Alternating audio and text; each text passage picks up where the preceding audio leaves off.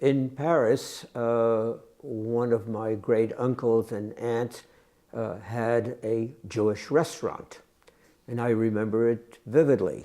It was in a courtyard opposite the Jewish clinic run by the Orden, by the left-wing organization.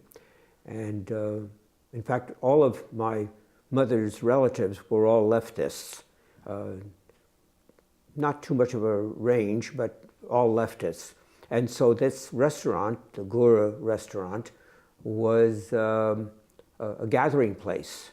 It was a workers', I guess cafeteria is a better term, except that you sat at tables and there were waiters and waitresses. You didn't, it's not like a cafeteria where you self-serve. But there would be events there, political events, and I remember vividly eating boiled fish, steaks,